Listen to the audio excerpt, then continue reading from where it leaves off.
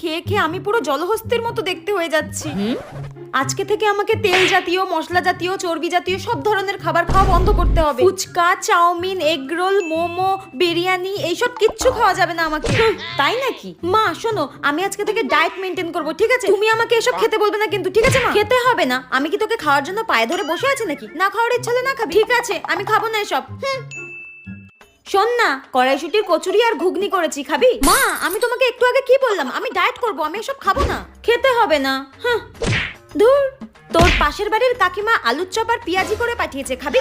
না আমি এসব খাবো না। কি রে, দুপুরবেলা বিরিয়ানি আর কষা মাংস করেছি, খাবি না?